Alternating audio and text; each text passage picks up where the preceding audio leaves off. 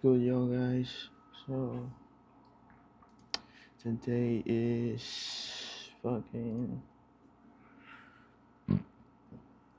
25 na. So, pero day ano pa rin to. Wait, let me actually check.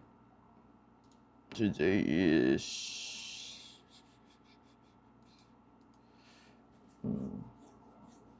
day 30 na to. So, day 30 na.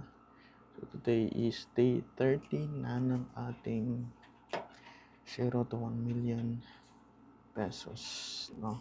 In 365 days out of 29 days out of 365 days. So that will be the challenge. So let's see if I can make that through organic without paying ads. So yeah, right now I am which is crazy, guys. Crazy. So in like 3 days, I guess 3 days, so 6, so 22 natin, 22 natin inano yung website, and then 25 na ngayon. Actually hindi pa, so 2 days pa lang. I would say 2 days pa lang siya. So kumita na tayo ng around, let me show you. So ito, just wanna show you that is fucking legit. So yan, legit yan, guys. So $971 in revenue. So I would say like fucking ang ano ko niyan, I would say ang mismong profit ko dyan is around $500 or $600. So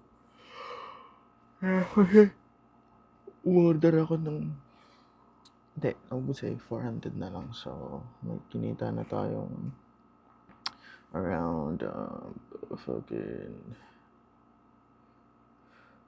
$600. So in profit. So umorder pa kasi ako ng products. So that's like 4 products that I ordered. So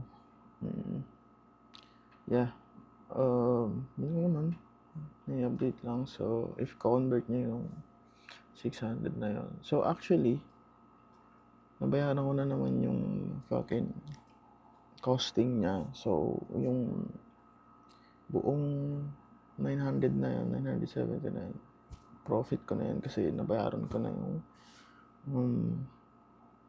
yung fucking costing. So yeah, ano ba? So yeah, that's basically it, guys. Yun lang naman yung update ko, quick update lang to. So kahapon ang kinita natin is in total $200. Tapos yung nakaraan 400 and then 200 ulit. So ngayon nagka-sale lang ako around, kanina lang $80. So medyo nag-aalangan pa ako i-fulfill yun kasi high risk order siya. So I don't know if that's going to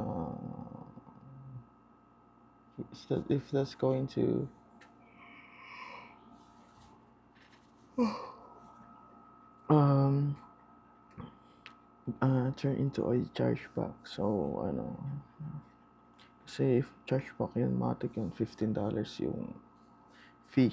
Imagine, $15 yung babayaran ko fee kay Shopify, and then fucking another $80 na naman para ibigay ko dun. So malulugi ako, parang 5,000 yung mawawala sa akin, or 6, something like that, ganun. So medyo masakit yun. And yeah, hopefully in the next few days, 30 days from now is Christmas na. So yeah, we have to I have to like double down on the on the products, and then the concepts. So medyo naglalak tayo doon. So bali kailangan kong sipagan palalo kasi medyo I feel like alam mo yung productive ka naman pero feel mo hindi ka pa din productive kasi parang kulang yung ginagawa mo and shit like that. Parang ganun kasi yung pakiramdam ko. Alam mo yan? So, although kita nyo naman guys, as in broke tayo. May pera naman ako na binayad ko dun sa fees, which is yung fucking emergency fund ko. But like, guys, magkano lang naman yun. So, guys, it's possible to like, if, yun yung sinasabi ko, if may skill ka na, may nabil ka ng skill, madali na lang yun na ma-convert mo as yun nga, hustle. So, yun lang naman yung gusto kong sabihin sa inyo kasi, or ipaintindi sa inyo. Kasi, posible talaga na dapat na kumita ka ulit kahit malugmo ka. Kasi, like I said, ilang beses na nangyari sa akin yun. And, kahit nagagawa ko pa rin makaahon. So, it's all about the skills, guys, like I said. And, yeah, it's all about the skills, man.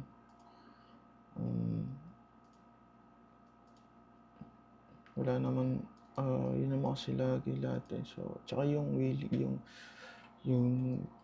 dedication mo na matuto and kahit na dumiretso ka pa rin kahit na nag-fail ka or wala ka masyadong nakikitang result, yun yung pinakamahirap sa lahat na konti lang yung nakakagawa. So, yung iba bumabalik na lang sa 9 to 5 job. Like I said, ayoko na bumalik doon as much as possible.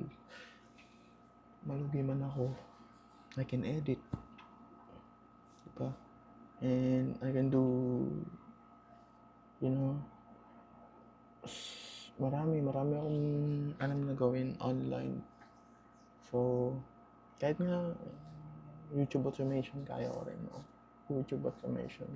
if pagpapokusan ko talaga. Kasi meron na rin akong automation dati, YouTube Shorts, pero I'm not gonna dive into that. Pero like I said, it's really possible. Lalo na ngayon naging mas madali na gawa ng may AI na. So, baga, I would say, itong nagko-contribute dito sa sales ko na to is, I would say, fucking 80% AI. So, so AI lang yung ginagamit ko. So, which is fucking crazy. And the best part, it is free. And it's free, alam mo yun? So, it's free, yeah. And,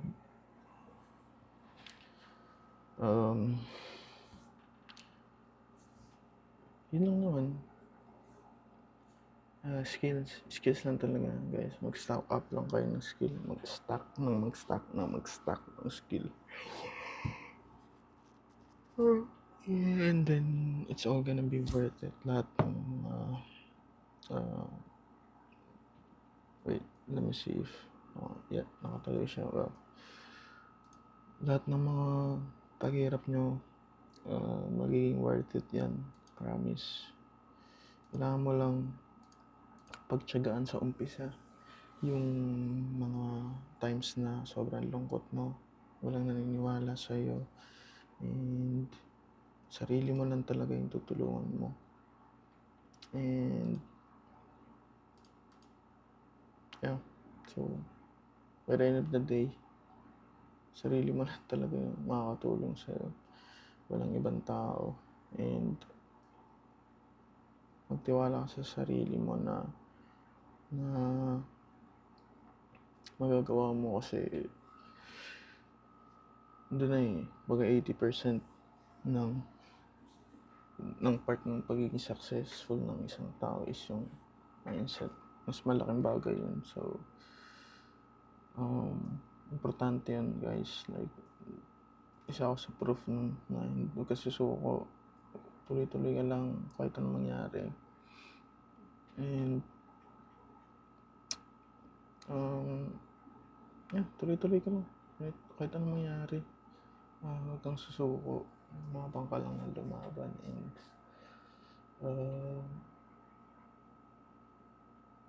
it all makes sense. Lahat, pag nagkapera ka, lahat ng bagay magla-line up lahat ng bagay. So kailangan sumuko talaga kung ano man yung pinagdadaanan mo ngayon, kasi it all makes sense.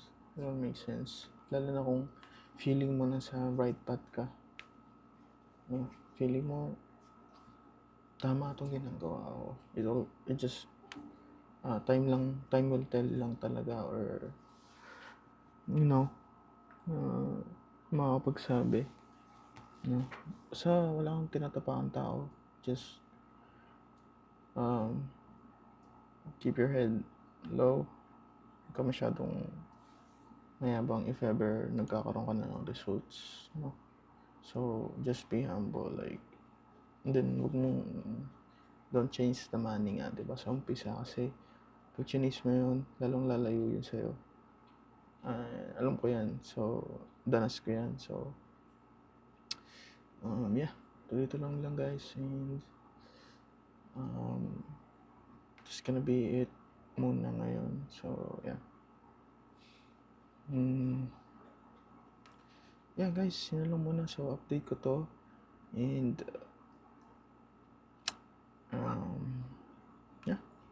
so yun lang muna.